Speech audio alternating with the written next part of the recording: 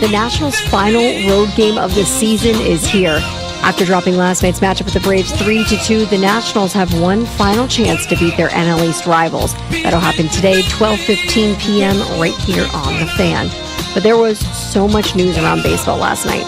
The Guardians could very well pull off one of the biggest late-season comebacks in Major League history. A whopping 15 and a half games back of the Tigers in the AL Central as of July, the Guardians are now in a first-place tie with Detroit. But yesterday's win also clinched the head-to-head season series for the Guardians, so that means they hold the tiebreaker over the Tigers. Guardians-Tigers going to be something to watch. The Astros and Mariners have been neck and neck for weeks, but after Seattle's sweep of Houston over the weekend, the Mariners have a commanding 4-game lead in the AL West, secured the tiebreaker advantage by winning the season series there as well. And the biggest question, will the Mets make the postseason? Through the end of July, the Mets were vying for the NL East division and were battling for the number one seed in the National League, but it's been way downhill since there. The Mets did beat the Cubs last night, and the Reds lost to the Pirates, so as of now, the Mets hold that final NL wildcard spot. But the Reds and D-backs are both one game back, so it is truly anybody's ballgame. From the Crop MedCap 5-Star Sports Desk, Savannah McCann on The Fan.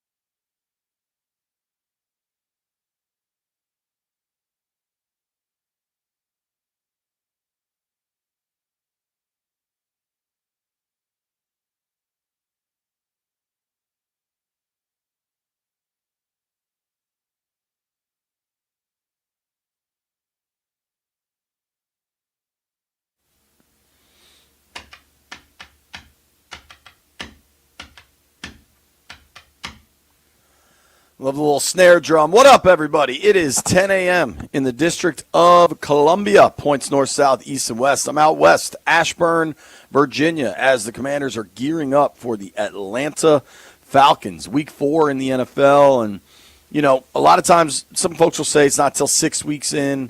But I think it became officially fall earlier this week, if I'm not mistaken. We're starting to learn who some of these NFL teams are. And I think at this point, it's probably easier to identify who's really good and who's really bad. And the way the NFL is built, there's 32 teams with a salary cap and a draft order that rewards bad teams. So you got to remind yourself kind of at all times, this league is built for parity. The league is built for teams to roughly go now 8-9 or 9-8. So in any given season, you probably have 4 or 5 actually really good teams, 4 or 5 actually really bad teams, and then a bunch of teams kind of jumbled up in the middle. Last year, Washington identified themselves as one of those, 4 or 5, maybe 6 really good teams. I don't think they've identified themselves as that yet. I think this Jaden Daniels lingering injury situation is part of that. I think looking around, though, there's not a turnaround coming for the Dolphins, the Jets, the Titans, maybe the Giants. There's not a turnaround coming for the Saints. Some of these teams you could write off. And then some of these teams, the Bills, the Eagles, the Chargers, you can count on them. Maybe even the Bucks. So, we're starting to get some real idea of separation. And I think Washington now at 2-1, coming off an impressive win over the Raiders. Both their wins have been impressive. They won both by by 2 touchdowns. Their loss was humbling, right? You go up to Green Bay, get your ass kicked, lose both lines of scrimmage. That's a humbling loss. But I think Washington this week going into Atlanta has a real opportunity to kind of establish themselves as, okay, we're in the top of the pack in the NFC, at least in the NFC, and we'll see how the rest of this shakes out. Atlanta, it's been interesting because Atlanta went up to Minnesota and had a really good win, and then last week got boat raced by the Panthers. And, getting boat raced by the Panthers is pretty damning, frankly. So what the hell is Atlanta? I think if you looked at like a who is this game most important for metric, it would certainly be the Falcons, because you could argue they kind of choked away the game week 1 against Tampa. They lost 23-20 on a last-second field goal. They respond, go up to Minnesota, beat the Vikings, but in that game, J.J. McCarthy hurt his ankle, so I think there's some legit questions about that. Then last week you get your ass kicked by the Panthers. I don't know what Atlanta is. I don't know what they're doing. And then if you kind of keep up with what the Falcons are right now, it's getting messy early. They fired their receivers coach, which I have a hard time believing they think. Like, firing your receivers coach, I'm not sure is something that's going to make a tremendous change. I know Ike. He's a good guy. He's coached receivers. He's played receiver in the NFL. I don't think that's a dude that is the problem or the answer down there. There is a lot of conversation about the Falcons' offensive coordinator, Zach Robinson. If you remember, Robinson was a Sean McVay guy that Raheem Morris hired to run the offense when Raheem got the top job in Atlanta. Now you're hearing his name as somebody that might go coach Oklahoma State, and that's weird. I guess he played college football at Oklahoma State. They fired Mike Gundy. Remember, he's a man. He's 40. I think that speech was like 15, 20 years ago, so he's probably close to 60 now. Yeah, I think he's like 58 now. Is he really? That was like 2007, 2008, something like that. That's crazy, dude. So now you've got this conversation about Zach Robinson maybe going to Oklahoma State. That's all well and good, but for whatever reason, the Falcons' offense sucks. They're averaging 14 points a game. They're about middle of the pack in yards per game. But if you believe in EPA, expected points above average, which is a really good stat and a lot of coaches pay attention to it, they're 27th in the NFL in EPA. So, like, would I be shocked if whoever Zach Robinson's agent is kind of stirring this Oklahoma State thing to make Atlanta be like, oh, this is our guy, we can't let him go? But at the same time, it's now reported that he's leaving the coach's box. He's going to leave upstairs to come down to the sideline. Kingsbury's on the sideline. I mean, this is kind of split, right, where offensive coordinators are, if they're upstairs, if they're downstairs. Maybe with a young quarterback like Mike Penix, you'd rather be downstairs just so you can talk with him as you need to. You get, not that they can't jump on the phone or whatever, but it's a different experience when you're standing next to a guy talking to him. It just seems really early. Like, generally when you hear that kind of stuff on bad teams, it's like week 10.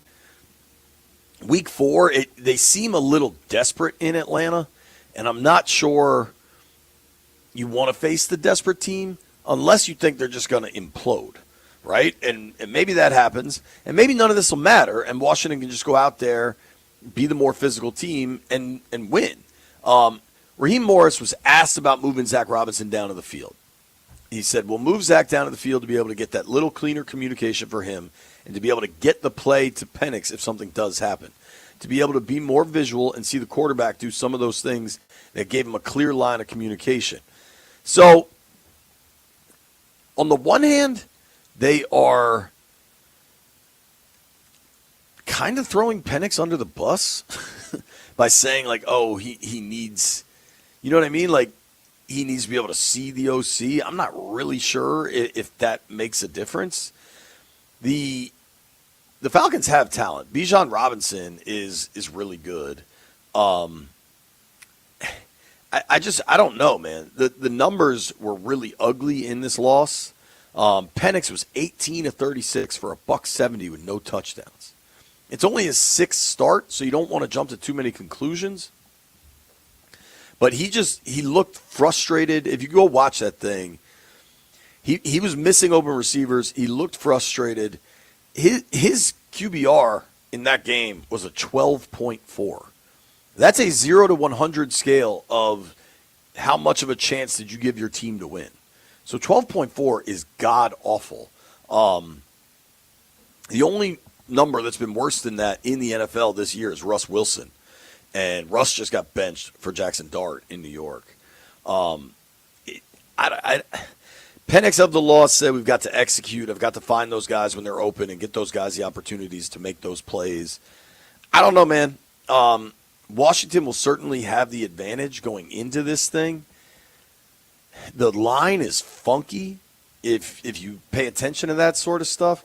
The Commanders opened as 2.5-point road favorites, and it has moved down to 1.5, I believe. I'll double check that. Yeah, it's moved down to 1.5.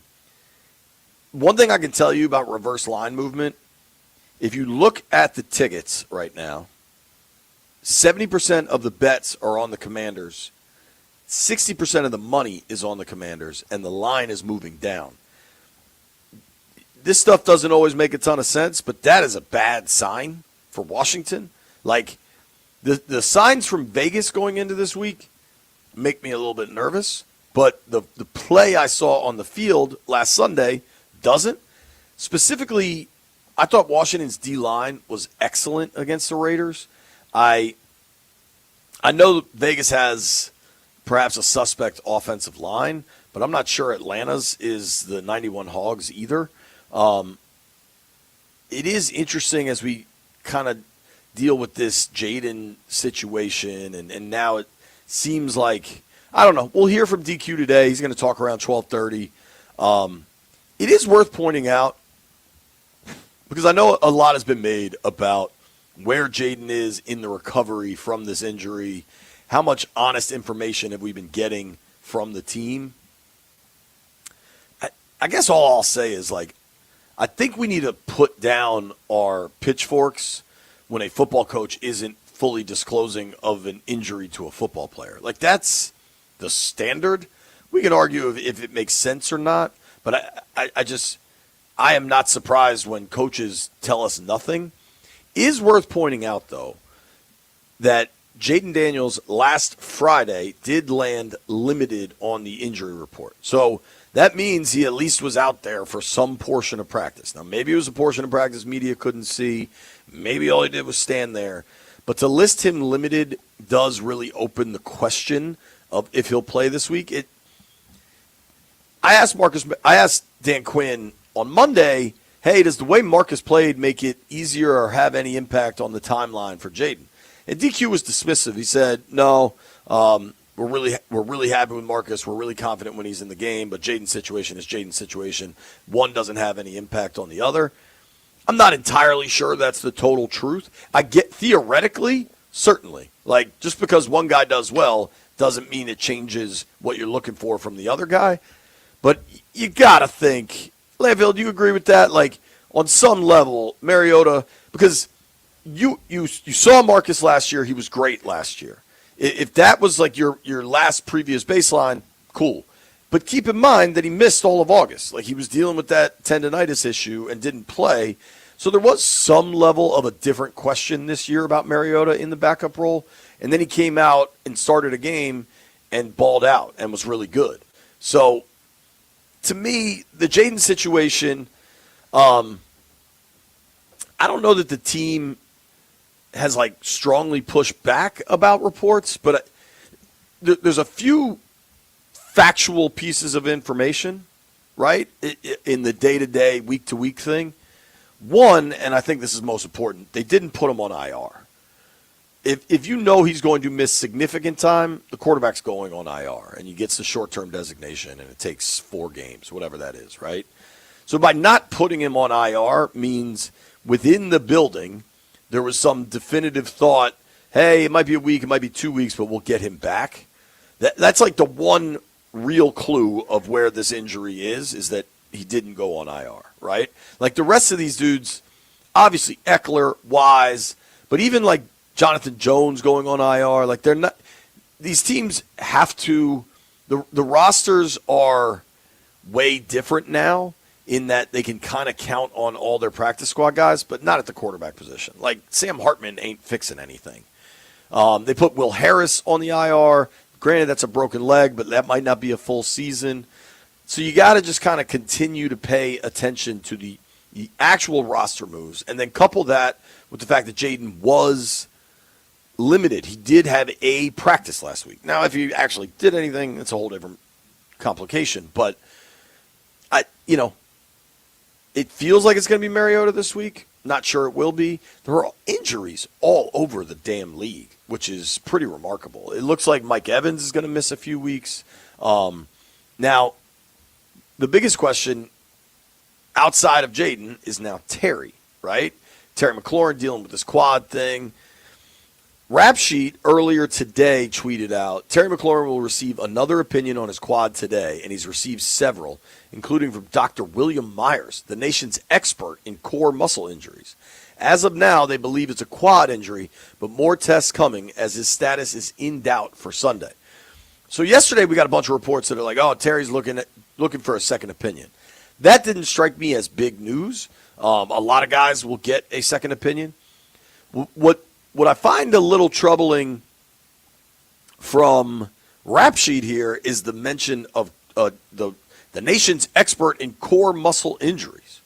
Landfill, how rich do you think Dr. Williams Myers is if he's the nation's expert in core muscle injuries? How many homes do you think Dr. Myers has? Probably a lot. I mean, I feel like if your first name is Williams instead of William, you're probably loaded. I don't know. I did a quick Google search on Dr. Myers, and it appears his name is William. That might have just been a Rap Sheet typo. Dr. Myers is at the Vincera Institute. He's worked with a number of pro athletes all over. Where is the Vincera Institute? I think that's actually a really good question, because you know how like Dr. James Andrews was in Alabama, which isn't exactly where you would expect like the world's leading knee surgeon or whatever to be. And to me, that's really the sign of just how loaded a guy is. He doesn't have to go to L.A. or Chicago or New York or something. He can just make everybody come to him in wherever the hell he wants. He goes there, and everybody else just comes to him. That's when you know you're truly loaded. So Dr. Andrews, I believe the office is in Alabama, but I think he actually lives in Pensacola. I've traveled to Pensacola before. It's actually a beautiful little city. It's right on the Gulf of America, I think it's called now. White sand beaches. It's beautiful down there. So I don't blame Dr. Andrews for chilling on the panhandle there. Now, Dr. Myers, who apparently Terry has visited, I'm just going to read you his bio because this seems more complicated than a simple quad injury. Dr. William Myers has dedicated more than 25 years to pioneering the diagnosis, treatment, rehab, and prevention of core muscle injuries, also known as athletic pubalgia, I'm sure I said that right, or sports hernia. He founded the Vincera Institute in 2013. Dr. Myers is the leading authority on the awareness that the whole core muscle complex, inclusive with the hip joint, contributes to the injury, which is advanced old terminology such as athletic pubalgia or sports hernia. Treating patients with abdominal or groin injuries stemmed from his unique experiences in the 1980s with the U.S. national soccer team, Miami Dolphins, and various Olympic athletes. This dude is all about the core muscle, which is like your abs, connecting to your hips. That's interesting. That sounds different. I thought Terry's issue was his quad. Dr. Myers went to Harvard and then Columbia College of Physicians and Surgeons, which I assume is Columbia in New York City. Did his residency and his fellowship at Duke, and he's got an MBA. This dude is smart as hell. He's got an MBA from Wharton, Landfill. All right, so the office is in Philly. So I'm guessing Dr. Myers, place in Philly, probably Main Line, maybe Lower Merion, something like that. I'm guessing he's got a house on the Jersey Shore because that's what everybody from Philly does. This is one of the really rich towns like Cape May or Avalon or Stone Harbor or something. Then Philly gets cold in the winter. The doc's probably going down to Florida. Don't you think this doctor's spending some time in Palm Beach like January, February? Yep. Landfill, doesn't that strike you as correct? Sure. He's probably a skier, so maybe a house in Aspen or something. Potentially. I got the good doctor at 4 homes. I feel like now maybe the place in Florida is a condo. One home for every degree. Hell, if it's 1 home for every degree, he's got 5. A BS, an MD. Well, I don't know. I got it left hand up on this. I don't really know how the medical school works. Like, he's got a BS from Harvard, so that's undergrad. MD from Columbia. But then you got a residency and a fellowship. Are those separate degrees? Do you know? I don't think either of them is a degree. I think it's just something you do. Well, they're all bullet points on the resume here. Seems impressive. Quad expert. And then an MBA. So, yeah, I got him at 4 homes. More alarming than guessing how many homes Dr. Myers has is that this dude specializes in prevention of core muscle injuries, also known as athletic pubalgia. We're told Terry has a quad. Quad is a big old muscle at the top of your leg, right? Core muscle, something else. And core muscle can lead to lots of different things.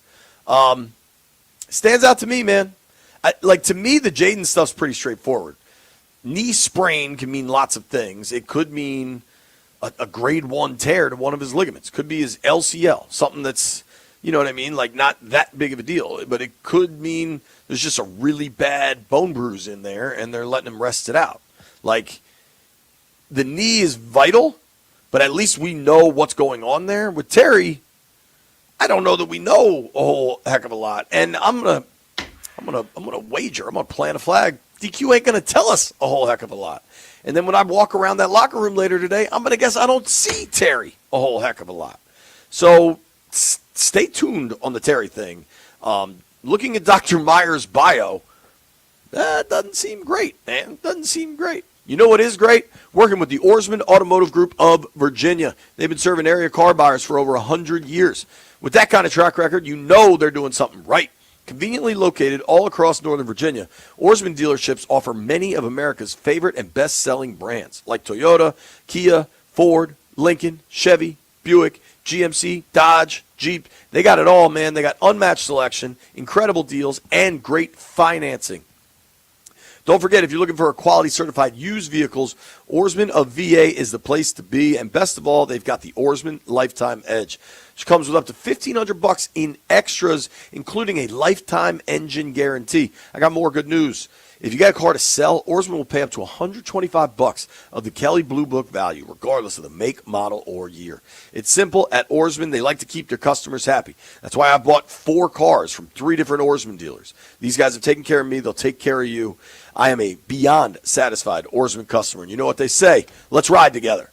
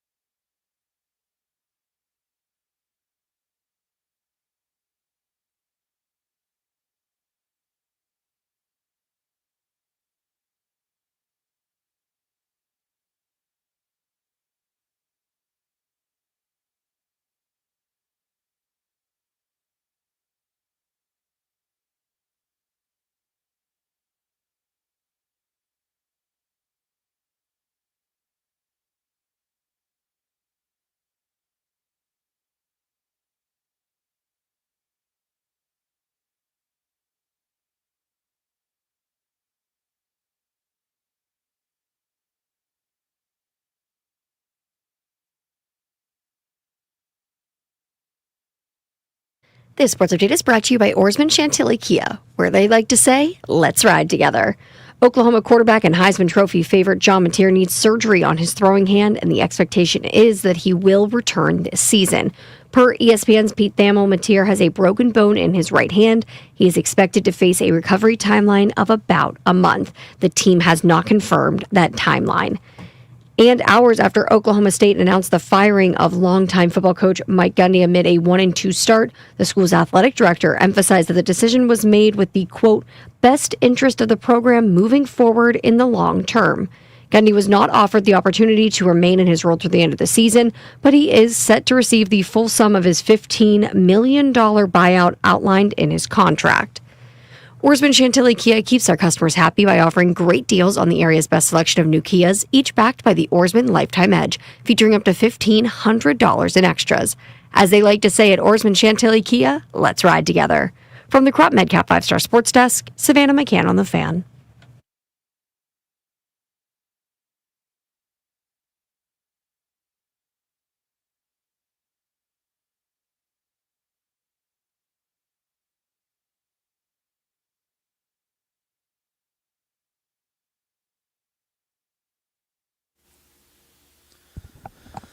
Before we get too far into the day, I wanted to really highlight something I thought was very cool.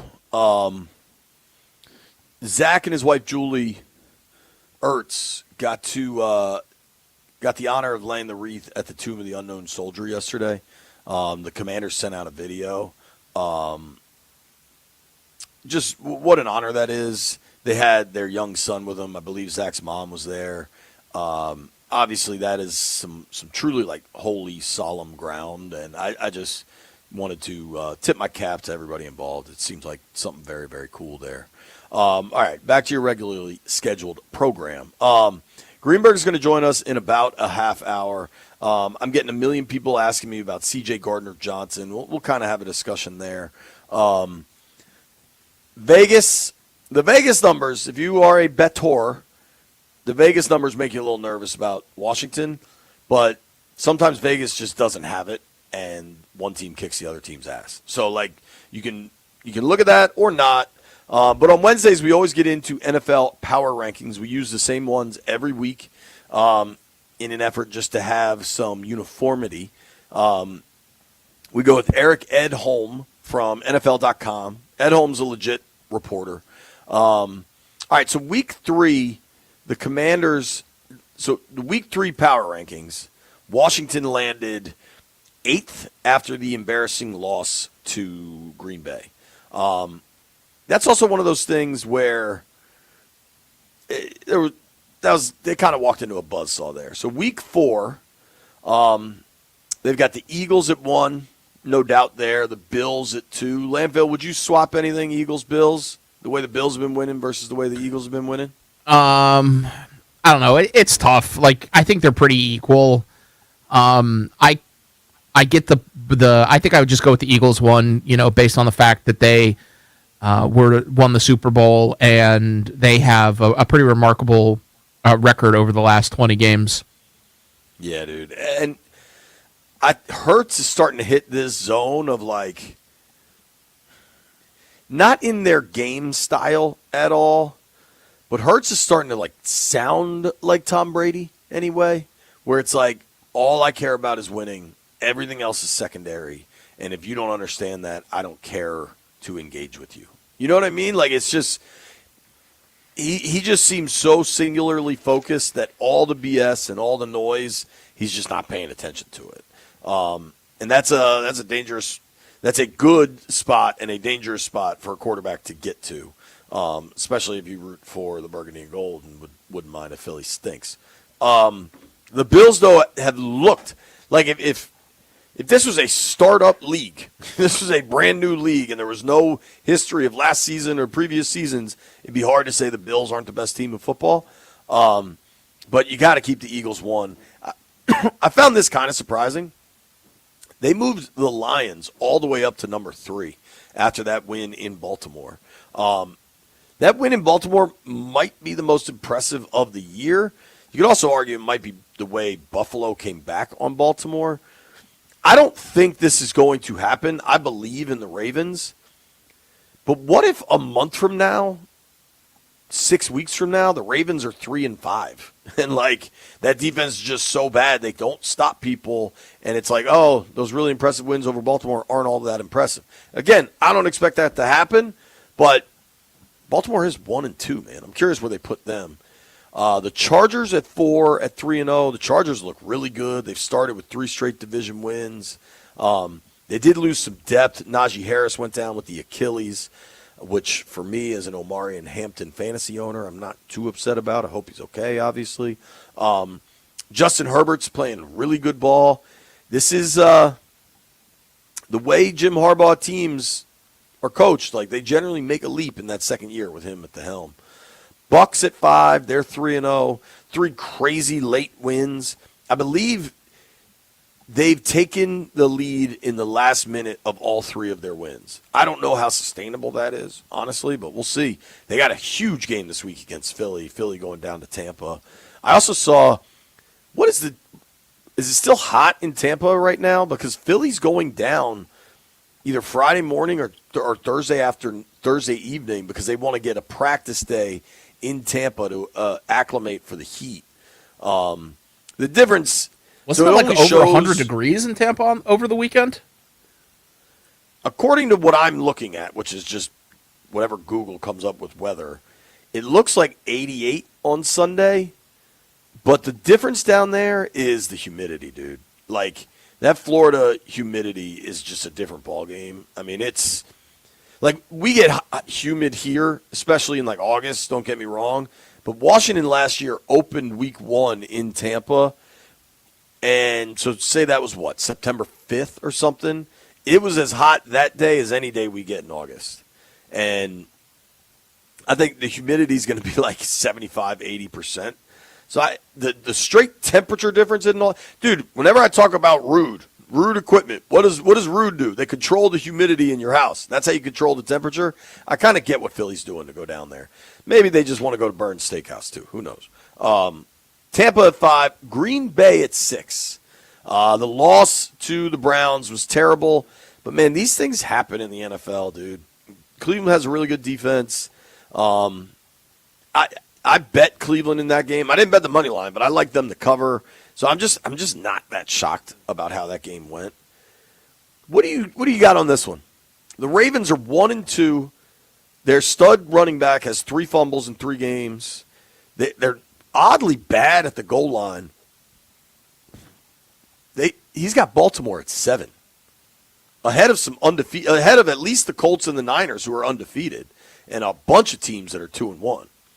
Would you still have the Ravens that high? I kind of like the fact that he's not just ranking teams by their records. But the Ravens their defense has been so bad. They've been giving up so many points that I don't know how you can have a team in the top 10 when realistically you expect their defense to just go out there and give up 30 points every week. I mean, that's just not a top 10 team. Yeah, man. I mean, they have the worst statistically through 3 weeks. They have the worst defensive football. Even if you have the most yards and they're tied for the most points. Even if you have Lamar and Derrick Henry, I mean, expecting your team to go out there and score 30 each week is a pretty tall order. I just don't know how you can put them in top 10. Yeah, I mean, luckily, the beauty of the NFL is the power rankings really don't matter. It's a useful exercise, but, like, they'll settle it out on the field. I think you also got to wonder, when is Matabuke supposed to be back? Because the way Detroit ran the football, I think, like, the recipe to beat Baltimore is keep that offense on the sideline. So if you can run the football down their throat, just keep doing it. And if Matabuke is that vital to their defensive run game, that almost seems like the most important pair of legs in Baltimore. You know what I mean? Outside of Hustler Club, I suppose. The Washington Commanders come in 8th in Eric Edholm's power rankings. I'm reading now. In Marcus Mariota's first start in 3 seasons, he performed ably, shaking off an early fumble to slice up the Raiders. The operation ran smoothly because the run game immediately produced, and Washington set a physical tone for the day. 5 different runners carried the ball 3 times or more, all of them productive. The explosive plays also returned to the offense and special teams, especially with Jalen Lane's 90-yard punt return score. The Commanders scored more points on Sunday than in the first 2 games combined, and they suddenly have to feel a lot better heading into this week's game at Atlanta if they need to go back to Mariota in what could be a fun revenge game for the backup quarterback. Jaden Daniels' long-term health is of primary importance, so Washington shouldn't mess around here if the face of the franchise remains compromised. I largely agree with that. I wanted to pull something up here. So after the Commanders send out a schedule for the week to the media, and once, especially when games are just Sunday 1 o'clock, it's pretty uniform. Wednesday we hear from Dan Quinn before practice, and then the quarterback after practice. Thursday we hear from both coordinators before practice, and then Friday DQ talks after practice, and that's generally when Dan Quinn will rule some players out. Guys he knows aren't going to play, he'll rule them out, right? Last week, they had Jaden scheduled to talk to the media, and then they updated that probably a little before DQ talked. I'm checking for an update. As of now, Jaden is slated to speak to the media per the Commander's schedule. They have not sent out an update on that. Who do you think is speaking to and now, speaking to the media on a quarterback speaking to the media on Wednesday is mandated by the NFL. Okay, remember, the NFL is the world's greatest content machine. They know what they're doing. They want their quarterbacks out there talking in all 32 local markets so that quarterback is then on TV and radio and internet all week to build up interest for Sunday's game. That's what makes the NFL the television eyeball behemoth it is, right? They have a week of free marketing by every media outlet in the country leading up to their event. It's really pretty remarkable. Landville, who do you think's speaking to the media this afternoon? It'd probably be roughly 2:30-ish. I expect it to be Marcus. I do too. Do you think that tells us what we need to know if it is Marcus? Well, we're kind of, last year they had Mariota speak to the media and then Jaden start, and then last week they had Mariota speak to the media and then he started. So it's kind of 50-50 to me, honestly. Yeah, I agree. I don't think we should draw too much from it, but it will be just kind of an interesting anecdote. Last week, when I really thought, okay, they're going with Jaden, was when Vegas moved the line. So that Raiders game was a 6.5-point Washington point spread, right? Washington was favored by 6.5 going into the Raiders game. And then later in the week, it got moved down to 3.5 and then 3. That was a direct result of Vegas. Whether they knew or they believed that Mariota would be a quarterback, that was the result. I feel like this line movement this week with Atlanta are really even where the line was set at 2.5 and now 1.5. They expect it to be Mariota. We'll run through the rest of these power ranks. I want to check in on the rest of the NFC East. You got 2 top 10 teams in the Commanders and the Eagles. Where the hell are the Giants and the Cowboys rounding out the top 10? You got the Colts. They're 3-0. They've looked great. Like every metric you point to looks really good, and I think Jonathan Taylor being back really, really good is a huge factor too. He's one of the best running backs in the league. Indy is not turning the ball over at all. You want the most ridiculous stat about the Colts? Through 3 games, they've punted once. I mean, that's nuts. Colts at 9, Rams at 10. I do think there's some real questions if you can trust the Colts, but as of now, they're playing great ball. When we come back, we'll figure out where the Giants and the Cowboys land. They both might be bottom 5. Nobody go anywhere.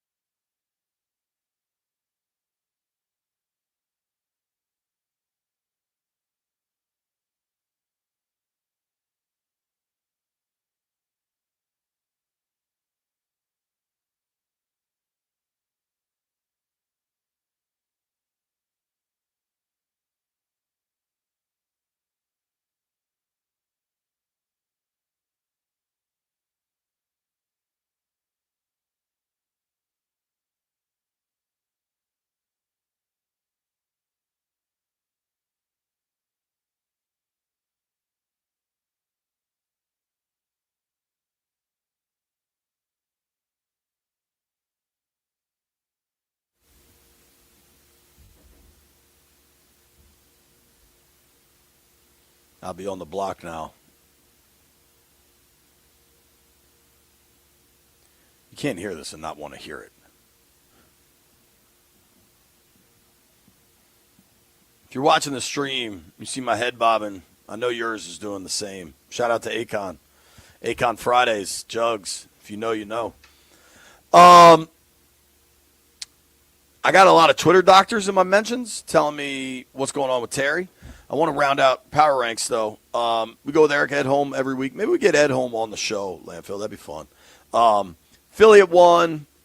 Don't disagree. Detroit at 3, ahead of a bunch of 3-0 teams, but I kind of agree, dude. Chargers, I think, are good. Ravens are 1-2, but still a top 10 team. The Commanders at 8. So if you're looking at the NFC East, Philly at 1, Washington at 8. Landy, where do you guess? Who's next, Giants or Cowboys? I mean, it has to be the Cowboys, but that is Cowboys at like 25? Yeah, somewhere. And they're down bad, but I mean the Giants are horrific. Just straight up horrific. So my guess, I've gotten to 15, and that's the Vikings. My guess is going to be Cowboys 25, Giants 30. 30? 30? Yeah. Okay. I made it to 17, no sign of Dallas. The Bears 19, 1-2. The Bengals 20th, 2-1. 21. They got the Falcons at 22. That's Washington's opponent this week.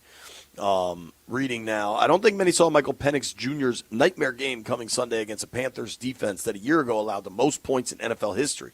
Even if we agree Carolina's defense has come a long way since, Penix was all out of sorts. He started the game 3 of 5 for 37. After that point, Penix went 15 for 31 for a $135 and 2 picks. Damn. Bad. We'll see if Penix can rebound. Of the Atlanta loss to Carolina, it was a demoralizing game for a team that looked highly competitive in the first 2 games, but now has only 1 TD in its past 23 possessions. Ugly. All right, we made it to 23 where Houston, 24. Damn, I was 1 off on Dallas. Dallas lands at 24. My guess for the Giants was 30. Browns are 25. Raiders are 26. New England's 27. Jets at 28. Titans at 29. Damn, I nailed the Giants, Landfill. Giants are 30th. Now, they made a big change going to Jackson Dart. We'll see what difference that makes, but Russ was terrible. So maybe going to Dart will give this team a little pop. Miami at 31, the Saints at 32. Those are 2 bad football teams. Quickly, let me talk to some of these Twitter docs. So Rap Sheet reported Terry McLaurin went to see Dr. William Myers of the Vincera Institute in Philadelphia. Dr. Myers specializes in core muscle injuries. A fellow by the name of Eric Dunner responded to me on Twitter and said, I had surgery with Dr. Myers a few years ago. Not a good sign if this is who he is seeing. Don't expect him back anytime soon. Again, we don't know anything. Jason Holcomb tweeted me, Landfill. You ready for this? I'm always ready, baby. All right. Tell me if you've ever heard of this body part. Not that part, Jeff. With Terry, it could be his iliopsoas. Iliopsoas. Iliopsoas. Iliopsoas? That's made up. Which is not according to Jason Holcomb. He says the iliopsoas is a combo of 2 muscles, a major hip flexor muscle, considered a core muscle. Pure speculation, but this could be what he injured. I got another guy. Tom Kelly says, I had surgery with Myers in 21. He specializes in sports hernia, which is usually a rectus abductor and or abductor tear. The rehab process starts quickly, but this is an 8-week injury, best case. Again, we have no idea. All he did was visit the dude. Doesn't mean he's going back. I've visited some places I'll never go back. There's some bars in Northeast Washington that I walked into and immediately walked out because I realized they were not for me. So I'm not out here speculating about the Terry injury. I'm curious if you agree with this, Landfill. The Jaden injury, at least we know where it is. We have an idea what it is. They didn't put him on IR, so we have some idea of a timeline. This Terry thing is completely unknown. The Terry thing seems scarier to me than the Jaden thing. Definitely. I mean, I think there's a realistic chance that Jaden could play this week. With Terry, we were hearing it was a quad. Then he's going to some core muscle expert. People are talking about body parts that nobody's ever heard of before potentially being injured. The Terry thing is a way bigger concern for me. There you have it. Neil Greenberg joins us next.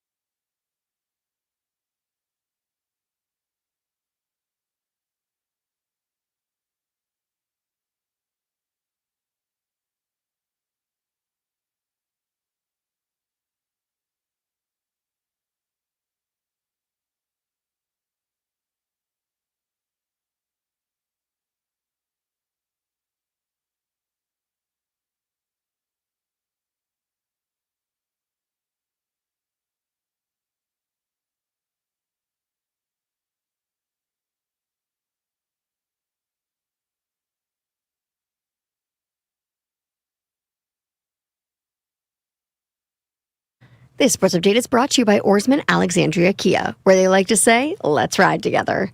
The Commanders may be without Terry McLaurin for their Week 4 matchup with the Falcons. McLaurin's status for the game is uncertain after he sustained a quad injury during Sunday's win over the Raiders. NFL media is reporting that McLaurin is getting a second opinion on his injury. Jaden Daniels is still day-to-day as the Commanders' quarterback continues to deal with a knee sprain that kept him out of Week 3 action. Head coach Dan Quinn said on Monday that he is going to provide another update today as the team charts out a practice plan for Daniels. Quinn also added, though, that Marcus Mariota's solid performance against Las Vegas gives Washington more time as it relates to Daniels and his recovery. Whoever the quarterback is on Sunday for the Commanders will face a Falcons defense that has allowed the fewest passing yards in the NFL through 3 weeks. And over in baseball, 12:15 p.m. right here on The Fan is first pitch between the Nationals and the Braves. This is the final road game of the season for the Nats, who have a chance to end Atlanta's win streak. Andrew Alvarez on the mound for Washington, going up against Bryce Elder for the Braves. Orsman Alexandria Kia keeps their customers happy by offering great deals on the area's best selection of new Kias, each backed by the Orsman Lifetime Edge, featuring up to $1,500 in extras. As they say at Orsman Alexandria Kia, let's ride together. From the Crop Medcap 5-Star Sports Desk, Savannah McCann on The Fan.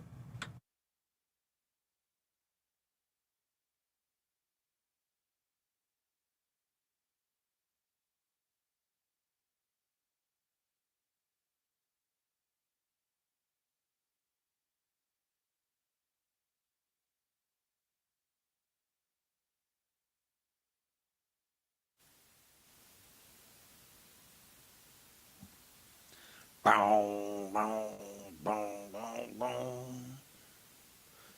You gotta let me hear it, Landfill. I need it in my soul. From Akon to Ozzy, baby. That's how we roll. Whenever you hear Iron Man, it means it's time to get smarter. Talk to our friend, Mr. Neil Greenberg from the Washington Post.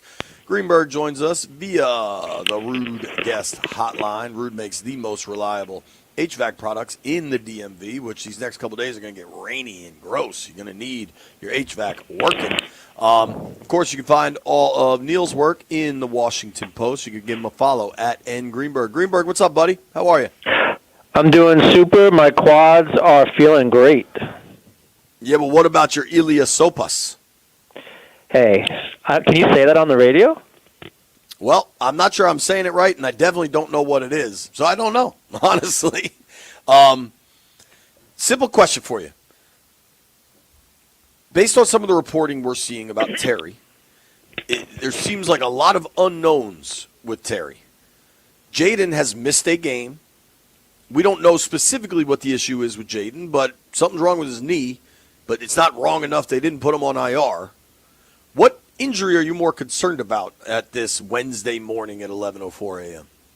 Oh, definitely Jaden Daniels. I mean, the quarterback is what makes everything go. You can figure out what to do with the offense without Terry McLaurin for a couple of games. I don't think that as good as Marcus Mariota did the other night, I mean, you need Jaden Daniels for that high ceiling. So I think that that's the injury that I'd be more concerned about. Even considering it seems like maybe we don't see Jaden this week, but we see him in L.A., and the Terry situation seems far more, mysterious, translucent. Yeah, I just think anytime you lose a quarterback the caliber of Jaden Daniels, even for a couple games, you're going to have a challenge because, look, the division's tight, right? I mean, you can't really afford to take too many games off. We talked about how much more difficult the schedule is. And then you have, just look at the playoff scenario, right? The NFC North has 3 teams at 2-1. The NFC West has all the teams at 2-1 or better. So if you want to have playoff hopes, you're going to need to keep these wins coming. So I think the loss of McLaurin is much easier to manage than the loss of Daniels, even though Mariota had a good game. I just think that Daniels is the sauce. Sure. In theory, I completely agree with you. I think the situation right now is a different. I don't know. last 2 weeks we saw Washington get throttled at Green Bay and then do the throttling against the Raiders. I know you do your own power rankings. We just ran through the power ranks from NFL.com. Washington lands at 8. Where do you have Washington right now in yours? I think I still have them at 12. Let me see. I still have them at number 12 among the solid playoff teams tier with Minnesota, Denver, Seattle, and Indianapolis. Which I think is fine. I mean, they're a fringe top 10 team. I don't know if you can really dispute that. So I think that they'll be okay. The injuries are something that you just can't, like whenever you're doing ratings or rankings or projections, et cetera, like you can't, that's the noise part of it, right? I mean, we just don't know who's going to be injured and then how that injury is going to affect everything. It certainly seems like backup quarterbacks are having their moment in the sun, not just this year, but over the past couple of years. I think I've talked about this on the show, too, that I think the 3 most important positions on an NFL football team are the quarterback, starting quarterback, the pass rusher, the elite pass rusher, and then your backup quarterback. I think that those are the 3 most important positions in football right now. Well, Mariota's proven that your third theory right anyway. He's looked great. I know you pay attention to Vegas. The numbers with Washington heading to Atlanta seem troubling. Why is that line going down? I think Vegas is baked in. Mariota's starting. It looks weird. You mean that Atlanta is now that Washington's only a 1.5 favorite now? Yeah, it went from 2.5 to a 1.5. I mean, maybe that's there's a couple of things happening. I don't know. There's a couple of things happening there. Number one is the injuries, right? The potential injury to Terry McLaurin, the injury to Jaden Daniels. The second thing is there was a group that came out and advocated for Atlanta money line at like plus 118. So that's certainly going to move some markets around. That's sharp money. The thing with Atlanta, though, I mean, they just got destroyed the other last Sunday. I mean, they just got destroyed. They have quarterback issues of their own. Carolina's defense looked really good. The most troubling thing for Atlanta is they didn't have any red zone chances. They're supposed to be this high-powered offense, but they look very lifeless. Penix had the 2 interceptions, including the pick 6. Very frustrated there. So I personally I liked Arizona getting the points. I probably still like them here. I think it's a good bounce back game for Atlanta. I don't know if Mariota can have like 2 awesome games back to back. That remains to be seen. I guess he certainly could, but I can see why people are taking the Atlanta side here. I can too. I think for Washington, it's all about establishing the line of scrimmage. And Crosby was a game wrecker the other day, but they were able to control the real disruptive plays. Like he made a ton of impact, but they did a really good job of kind of being able to handle that impact and still run their offense. I thought Washington's D-line was really good against the Raiders. How much of that do you think was Raiders' O-line being bad versus Washington performing well? Probably a little bit of both. The Green Bay game coming on short rest, maybe Jaden Daniels was injured or had something going on. I mean, I don't know. But Green Bay is a really good team. I don't, losing 27-18 to Green Bay, even though a lot of Washington's points came late, doesn't look as bad on paper. But they certainly didn't look in sync in that game. I mean, they didn't have any chemistry in that game. But beating the Raiders to bounce back, that's good. I don't think the Raiders are particularly good, but I don't think that they're a team like in the category of the Giants where a win is completely discounted there. They do a lot of good things. Atlanta I think is in the same position. Offense in disarray. Washington has a chance to see their defense really do a number on them again, much like they did to the Giants. and that would be great. I mean, that would, because they have two tough road games, right? Atlanta and then the Chargers, who are for real. And then they're going to be home, but then they got to go to Dallas, which is always tough, and then they got to play Kansas City, who in Week 8 could have everything figured out by then. So yeah, I mean, they have to make sure that they're controlling the line of scrimmage in this game, because I do think the defense can play a huge role. Yeah, I think Atlanta's in more. What do you make of the coaching changes already in Atlanta? They fired Hilliard. They fire Hilliard. They're making Zach Robinson move down from the coach's box down to the field. In a way, kind of throwing Mike Penix under the bus in the public comments about, yeah, we just want him. We want our OC to be able to be closer and to talk to him and give him a visual. Like, Penix coming off his worst game, and they're doing all this. It's Week 4, dude. It's September. Yeah, something. Deck chairs on the Titanic. Something. Yeah. This is all window dressing. I mean, they outgained the Panthers by 108 yards, but couldn't get into the red zone. Like, I don't know. Like, I don't know where the blame pie lies, right? I mean, like, the whole offensive side of the coaching staff and the players, like, is to blame to some point. I don't know, if changing who is calling the plays is going to be that big of an impact, because the players still got to get some stuff done. I mean, 2 picks, one of them's a pick 6, is tough to overcome no matter how well you're doing. If you want to say Penix is not going to do that again, I probably agree with you. I certainly think that this offense was looked much better on paper before, coming into the season, and then, to kind of have that goose egg and everything changes. But yeah, I don't think it's going to make a difference. I think Washington's biggest key is just to keep the dysfunction on Atlanta's offense going. Like, if they allow Atlanta to get right against Washington, that's going to be a problem. But they could easily stifle this offense much like they did against the Giants. And they may need to with all the offensive troubles they're having via injury. Yeah. I tend to agree with that. It is crazy, and you pointed this out statistically. I can tell you, like, eye tests and injury reports, right? But we're talking with our friend Neil Greenberg here from the Washington Post. You can read all of his work at Post Sports. Give him a follow at @ngreenberg.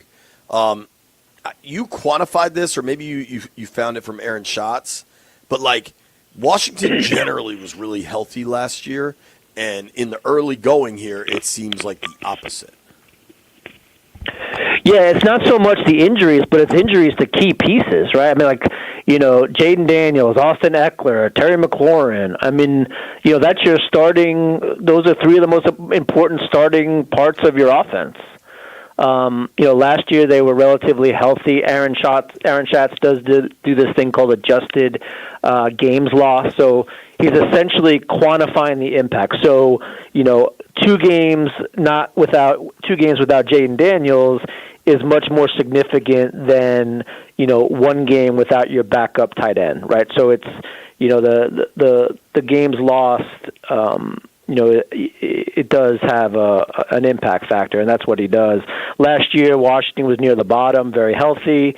This year, not only are they not healthy, but as I said earlier, like, the key pieces are the ones that are going on the injury report. So yeah, I mean, it's tough. Cluster injuries, I think, are the worst in terms of the NFL. Like, you can get by schematically with time to prepare if, like, your defensive end goes down, your tight end goes down, but you lose running back, quarterback, wide receiver within a week or two, that puts you in scrambling mode. Well, dude, I just look offensively. If you don't have Jaden this week and you don't have Terry this week, you're talking. I mean, we don't know what's up with Noah Brown. You're talking Tebow, Lane, Luke. You better run the hell out of the football, dude. Yeah, you're going to have to lean on the run game. Yeah. I wanted to take a minute to zoom out from Washington. Who's your top team in your power ranks right now? The 1-2 Baltimore Ravens, and I am getting some emails about that. I bet. How do you How do you handle Baltimore's defensive deficiencies and still have them top? Because they're narrow losses, they're fluky losses. I don't put much stock into the win-loss record. You look, I've audited the power rankings around the league, like the major power rankings that people talk about. You can explain their power rankings about 90% just based on the win-loss column. Like, all their 3-0 teams are at the top, all their 2-1 teams are in the middle, all their 1-2 teams are behind that, and then the 0-3 teams are behind that. Like, that doesn't really do anything for me. I don't think there's much value there. So I'm looking at not only how they lost, but who they lost to, and also, like, what does that fundamentally change my perception of them going forward? So maybe we can argue that Baltimore is not the number one team. That's certainly fine. You want to put Buffalo there, that's fine. You'd be hard-pressed for me to put them any lower than, like, second, third, or fourth. But I think a lot of people are discounting Baltimore right now. I agree. You got to figure they kind of right the ship defensively, and the way they've lost to two really good teams in Buffalo and Detroit. It's just the way they've lost those games has been alarming to me. And if you're going to play football when it really matters, you're going to play really good teams. So it's like they'll have their regular season success. They're going to get the Bengals with Browning. I don't think much of the Steelers. Like, they're going to stack wins. Like, Baltimore's still a playoff team to me. It was a hell of a game though Sunday. Chiefs and Ravens, 2 1-2 teams. What do you make of the Chiefs? At this point, and BMitch isn't here because he definitely disagrees, so I'll point out his side. He's like, I'm not betting against Andy and Pat. I think Baltimore is a way better team than Kansas City through 3 games, even though they have the same record. I do too, and I have Kansas City 6th. I have Baltimore 1, I have Kansas City 6th. I think Kansas City is going to be fine. I didn't see any way that they were going to be losing to the Giants to go 0-3. But yeah, I mean, it's certainly a red flag. But again, we've seen Patrick Mahomes have a pretty miserable stretch to start the year, and then next thing we know, we're wondering why they're favorites in the Super Bowl. So I'm not too worried about it. Their roster's aging. Other teams are building themselves to kind of topple the Kansas Cities of the world. So, look, we know football is a parity-driven league by design. It's tough to pay quarterbacks big money, tight ends big money, and be able to flesh out everything else. Kansas City's done a real good job with that, but it always catches up at some point, as does age. I think Kansas City is in the top 10, but towards the middle of the bottom of that top 10. Quickly, we're about to get to baseball postseason. I am tempted. I like the Brewers, right? I have no real ties to the Brewers. In fact, I have none. I just kind of like them. I like that Tress's brother-in-law is on the team. I think they're good. I think it'd be fun if the Brewers win a World Series. I am tempted to put a Brewers future in at plus 750. The teams I'm going to be rooting for are the Brewers and the Padres. You got any action coming up in the baseball postseason? Anything you like? I don't. I'm still drying tears from the Mets collapse since this summer. But the Mets are going to get in, right? Yeah, yay. I mean, $300 million and they're going to get in, I guess. Look, they've been disappointing, and I actually do think it's good for baseball in terms of money doesn't get you an automatic berth into the World Series. I do think that's good and healthy for baseball, even though the Dodgers and Phillies are going to be there and the Yankees. But I do think seeing a new owner come in, spending gobs of money, not really seeing the return on investment that we might probably expect, I think is good for baseball overall. I think the Brewers are good. I think that they're the team that is probably not going to be getting as many pixels as the Dodgers, Phillies, Mariners, and Yankees, and even the Blue Jays. So I do think that the Brewers are definitely a live dark horse. And same with the Padres. I think the Padres have as good a chance to win the World Series as the Mets. Probably in that same tier with the Red Sox and the Tigers. So I think that the NL too is smart because there's really only one really super duper good team, Dodgers. Then you have the Phillies, and then you have everybody else. Good, dude. Yeah. So you there's much more room to kind of move ahead in there as opposed to trying to get through the Mariners and the Yankees and the Blue Jays. Like that to me seems a much tougher road. And will you pay any attention to the Ryder Cup? Seems like everybody's saying, "Oh, you got to take Europe. The juice, the smart money's on Europe." I don't really want to bet on Europe. No, I don't. Golf is too sharp of a market for me. I am well aware of the sharpest bettor probably in the world on golf, and I just know that I can't come close to doing what he does. Who's that? I need to follow this person. I don't want to say. We've done a story on him. I will say that we've done a story on him at the Washington Post in the past. Privately? Yeah, I do know that he gets access to markets before they open. Wow. So he will actually be able to place some bets when the market opens at prices that probably aren't available. Yeah, so that's a sharp market. I'd say golf and tennis are two of the sharper markets in terms of betting on big events. So I don't know how much action I'll have on the Ryder Cup.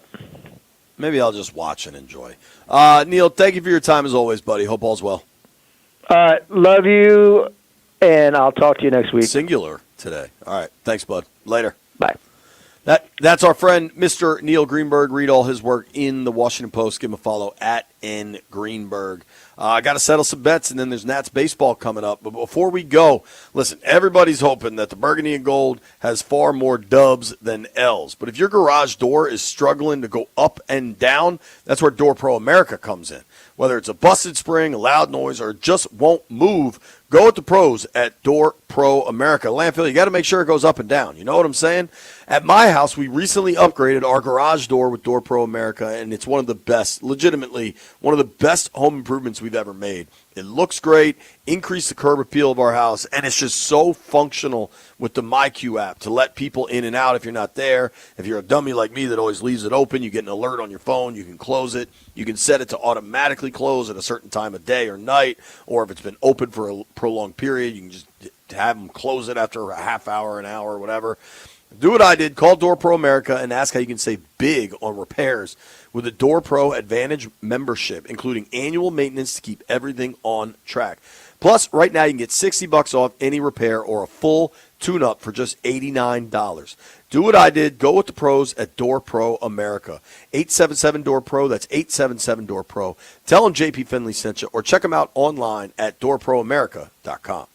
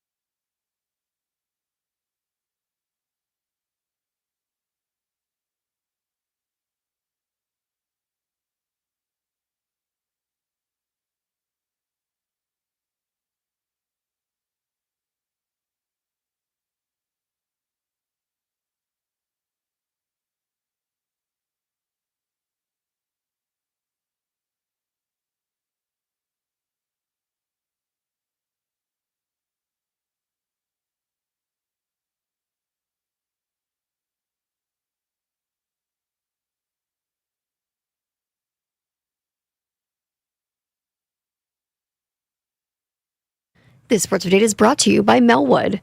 Final road game of the season for the Nationals is on deck. 12:15 p.m. first pitch with Andrew Alvarez on the mound. Now the Nationals, of course, out of the postseason, but there are some races coming down to the wire. Here's some games and teams to watch down the stretch if you want to follow along with some high-stakes baseball. The Guardians could very well pull off one of the biggest late-season comebacks in Major League history. They are tied with the Tigers in the AL Central and own the head-to-head advantage. Those two teams face off tonight. The Mets have the final NL wildcard spot for now, but both the Reds and the D-backs are a game back, fighting New York to take it. The Reds are playing the last-place Pittsburgh Pirates, the Mets are playing the Cubs, and the D-backs, unfortunately for them, are playing the Dodgers, who are still trying to clinch the NL West, so not an easy matchup there.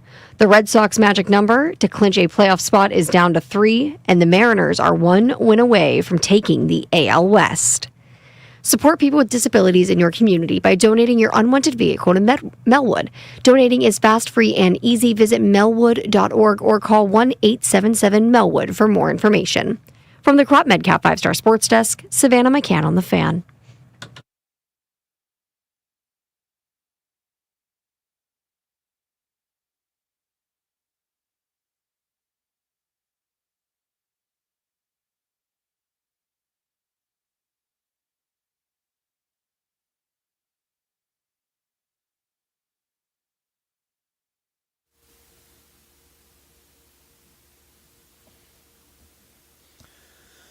All right, BMitch Finlay, AAA poll question of the day.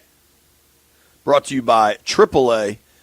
Level up with the new AAA Commanders MVP membership. Get all the benefits of AAA, plus exclusive experiences, discounts, and tickets. If you're already a AAA member, upgrade for free or join today at AAA.com/Commanders. I think today's poll question is tough.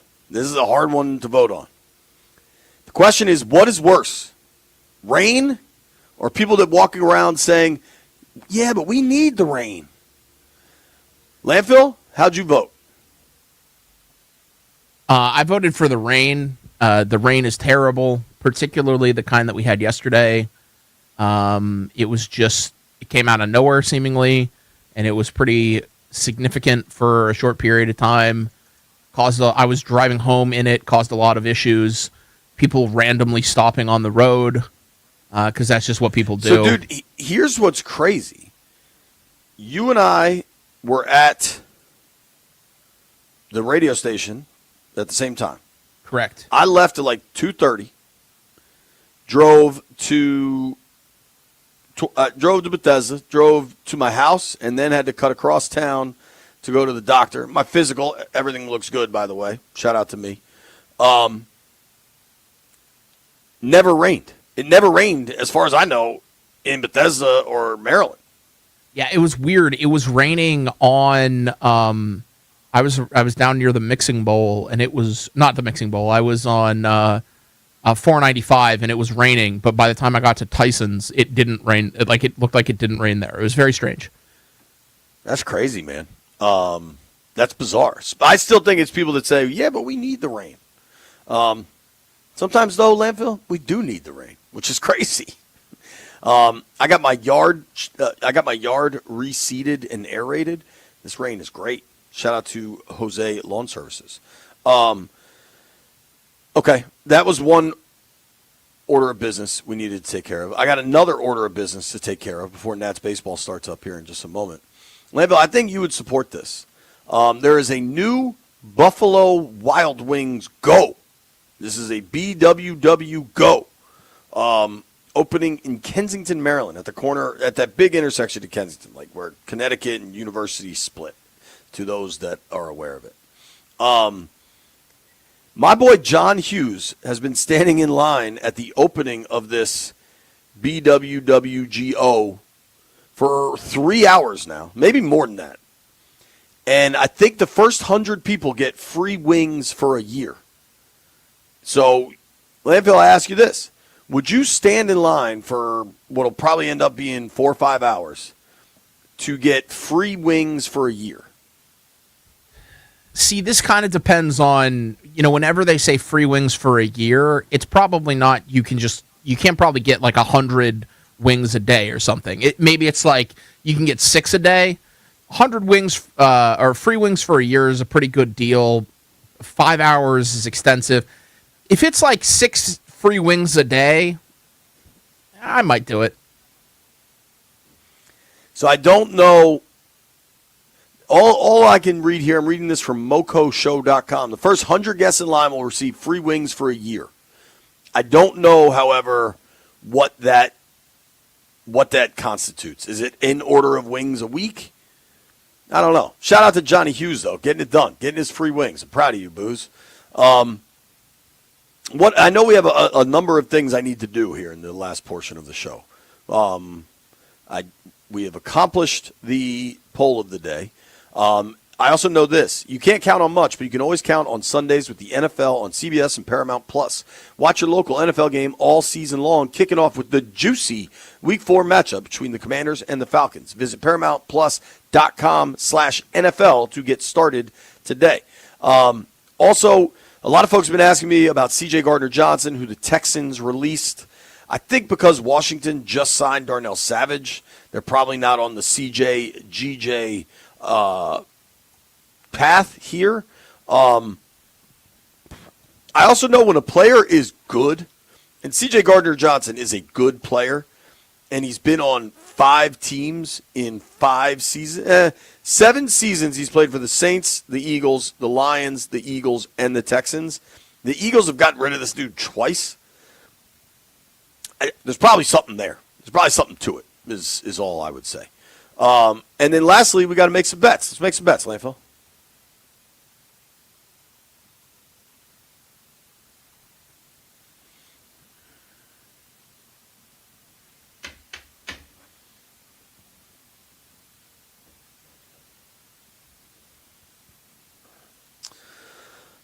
White Brian, usually there's 5 of us. Today there's 3 of us. What do you got, Dub B? I'm taking the Cubs and the Reds again. How did we do last night, Brian? We all lost. I didn't want to have to admit that. Oh, okay. You're taking the Cubs and the Reds tonight. Professor Landini, what do you got?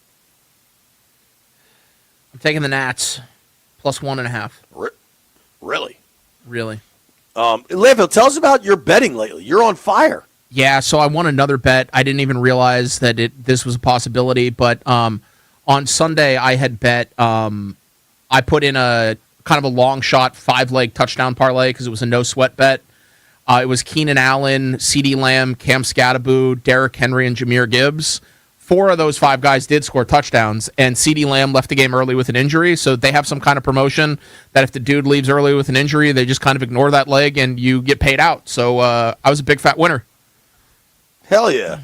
Will you buy us lunch? I'll buy the 3 of us lunch. The 3 people that showed up to work. But we knew B wasn't coming. That's fair. B is excused absence. We're all presumably back in studio Friday, so we'll see who's there. We'll play it by ear, I guess. Nats baseball coming your way next. I am taking the Pirates. They got Skeens on the mound. Go Buccos. Thanks to everybody that listened today. Thank you to Neil Greenberg. If you made it this far, I owe you a beer.